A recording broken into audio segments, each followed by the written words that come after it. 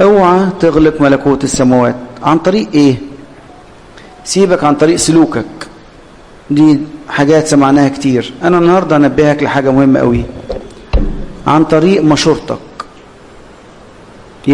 كمان عن طريق المشورة كتير كتير نشور، وكتير نفتي ونتكلم، وكتير نحدد، وكتير اعمل بس كده وقول لي، اعمل كده وفهمني عملت ايه، اول باول تقول لي الخطوات دي عامل ايه. طبعا كلنا نعرف انا اقصد ايه. بتغلق ملكوت السماوات.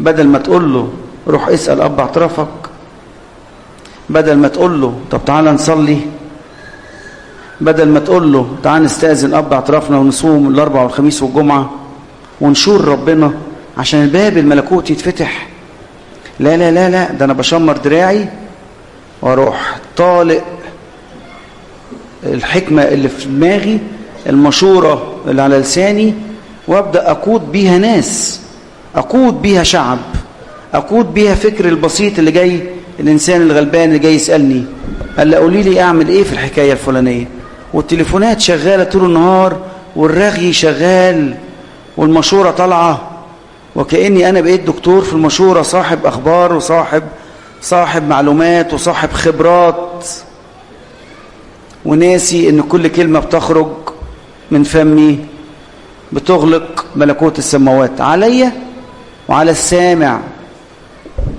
تخيل كده لما أنا أبقى واقف على هذا المنبر وصليبي ووزنتي وواجبي إن أنا أفتح ملكوت السماوات أمامك، واجي أنا بالمشورة السيئة، المشورة اللي جاية من غير مشورة، أروح أنا قايل لك نصيحة تغلق ملكوت السماوات علينا احنا الاثنين.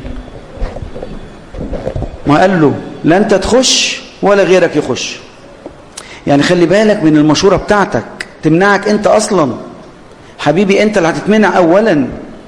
يمكن السامع يروح يشور واحد مطرحك أو وراك يقول له فلان نصحني بنصيحة مش بلحها، مش حاسس ان هي مظبوطة، خدي بس شوية المية دول ورشيهم على المكان الفلاني وانت تلاقي كل الدنيا اتفتحت، وهو بيغلق ملكوت السماوات. حاسبوا يا حبايبي، الحاجات دي كلها الكتاب المقدس شاهد ليها.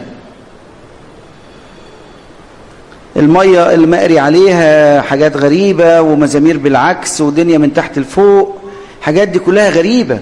اوعوا تروحوا لناس صحاب مشورة إلا أبونا الكاهن واللي مشهود لهم بالحق أيضا. لما أبونا يقول لك روح للدكتور فلان اقعد معاه، روح للدكتورة فلانة، روحوا لأهل المشورة فلان وفلان. حاسبوا من اللي انتوا بتسألوهم، مش أي حد تسأله.